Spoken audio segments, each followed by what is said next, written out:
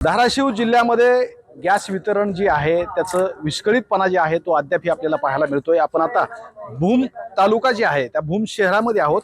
ग्रामीण भागातील जी लोक आहेत आपण जर पाहिलं तर या ठिकाणी हे ग्रामीण भागातील सगळे ग्राहक जे आहेत या ठिकाणी लाईनला थांबलेले आहेत।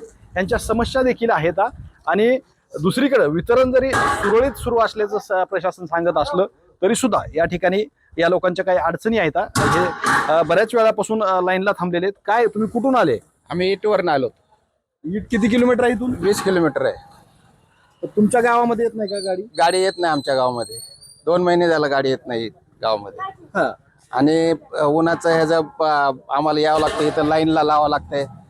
हा आणि इथे शासन सांगते गॅस भरपूर आहे, सगळं भरपूर आहे आणि मग इथं लोकांना खेड्यापाड्यातनं उन्हातानातनं लाईन लावावं लागते। आता आम्ही 8 वाजल्यापासून इथं लाईनला आहे। हो। आणि म्हणजे ह्याच्या आधी पण येत नव्हतं का? आता ही युद्धजन्य परिस्थिती निर्माण युद्धजन्य परिस्थिती चालू झाल्यापासून हे बंद आहे तुमच्याकडे? बंद आहे यायचं। तुम्ही कुठून आले? इटवरून। काय परिस्थिती? काय तर नंबरला दररोज सकाळी 8ला 8:30ला आलं की पुढं आलं की नंबर जातो निघून, टाक्या संपल्यात, पुन्हा अजून माघार जायचं। आज 3रा दिवस आहे माझा। तिसरा दिवस आहे? 3रा दिवस माझा चक्कर मारायचा आज।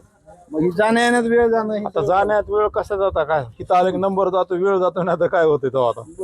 हो। आणि प्रॉपर्टी हे काय मग नंबरला जरी थांबलं तरी मध्येच येतात, कुणी बी घेऊन जातात। आम्ही त्या पावत्या तरी मागतो, ते पावत्या देत नाहीत। उद्या बी अजून तेवढीच लाईन लावायची इथं येऊन, कारण आता टाक्या संपल्यात म्हणतात त्यांनी।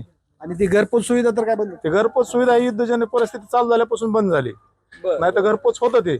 पण आता सध्या परिस्थिती नाही तशी, इथंच यावं लागतंय। हे का आज 3रा दिवस आहे। तुम्ही कुठून आले? आष्ट्यावरून। आष्ट्यावरून। काय सिलेंडर संपले का घरचे? हा संपले। कधी?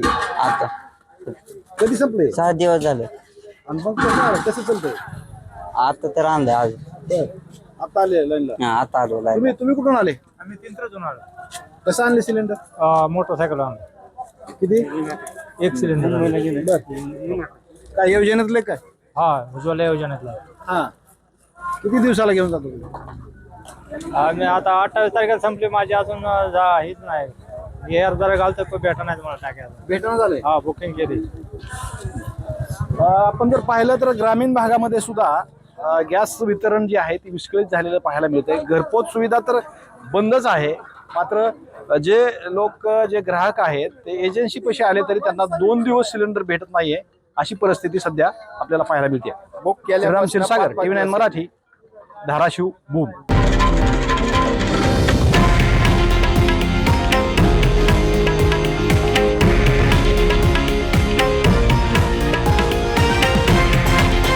हे आहे देशातील नंबर 1 न्यूज नेटवर्क आणि आपण पाहत आहात TV9 मराठी, एकमेव।